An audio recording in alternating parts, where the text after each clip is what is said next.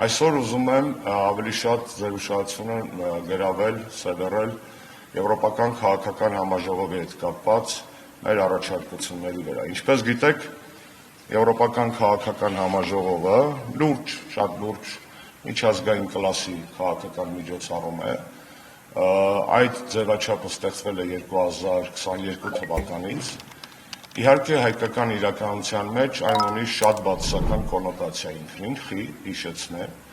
որովհետև 2022 թվականի հոկտեմբերին էր Պրահայում, երբ Նիկոլ Փաշինյանը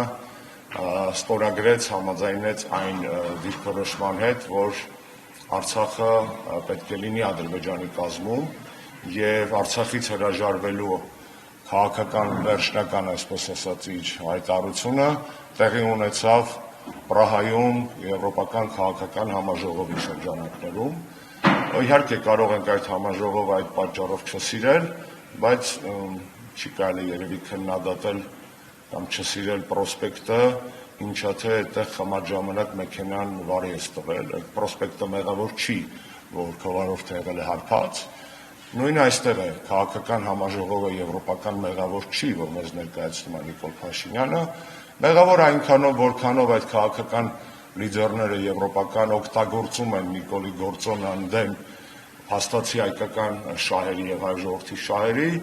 առաջնորդվելով սեփական գերակայություններով, բայց համաձայնենք, որ մեր մեղադրանքի առաջի թիրախը այդ իմաստով եվրոպական առաջնորդները չեն, որքան Հայաստանը ներկայացնող ռեժիմը եւ ինքներս մենք, որովհետեւ հանդուրժում ենք այդ ռեժիմի արկայությունը առ այսօր։ Ինչևէ, ինչու են գալիս Երևան։ Գալիս են Երևան պարզ պատճառով։ Եվրոպական քաղաքական համաժողովի այդ անդամ են, ինչպես ԵՄ անդամ երկրները, այնպես էլ ոչ ԵՄ անդամ երկրները։ Ոչ ԵՄ անդամ երկրները ներառում են ոչ միայն հետսովետական երկրները, ինչպիսին Ուկրաինա, Մոլդովա, Վրաստան, Հայաստան եւ այլն, այլ նաեւ բալկանյան երկրներ, Թուրքիա եւ երկրներ, որոնք Եվրոպա են, բայց ԵՄ անդամ չեն, քաղաքական իմաստով Նորվեգիա, Իսլանդիա, Մեծ Բրիտանիա եւ այլն։ Եվ քաղաքական այդ մարմինը տարին 2 անգամ գագաթնաժողով է անում։ Մի հատ անում է ԵՄ շրջանակներում, մի գագաթնաժողով, մյուսը անում է ոչ ԵՄ շրջանակներում։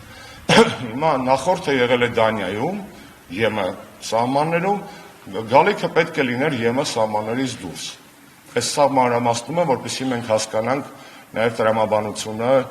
եւ այդ գործողությունների եւ մեր առաջարկող ծրագրի։ Երբ որ եվրոպական առաջնորդները որոշում կայացրեցին համաժողովը հենց այս ժամանակահատվածում կազմակերպել Երևանում, ակնհայտ է, որ չեն առաջնորդվել պարզապես մի հատ ԵՄ, մի հատ ոչ ԵՄ սկզբունքով, այլ որոշել են գալ հենց Երևան, հենց այս օրերին, որպեսզի իրենց քաղաքական աջակցությունը հայտնեն Հայաստանում գործող դավաճանական ռեժիմին։ Եվ սա է Երևանում այս օրերին կազմակերպվելիք եվրոպական քաղաքական հանրույթի համայնքի գագաթնաժողովի բուն ուղերձը, ինչը կտրականապես մերժելի է որպես երևույթ, որովհետև ակնհայտ է, որ իր մեջ պարունակում է նախընտրական միջամտության հստակ էլեմենտներ, անգլերեն դա կոչվում է electoral interference։ Այն ինչ որ եվրոպական համայնքը մշտապես քննադատում է այլ երկրների պարագայում, օրինակ մեղադրում է Ռուսաստանին, Մոլդովայի ընտրությունների միջամտելու կամ Թուրքիային, բալկանյան երկրների ընտրությունների միջամտելու, ինքը անում է Հայաստանում։ Բաժանորդագրվեք Արմաթ մեդիայի ալիքներին սոցցանցերում, հետևեք մեզ նաև Armat Media AM կայքում։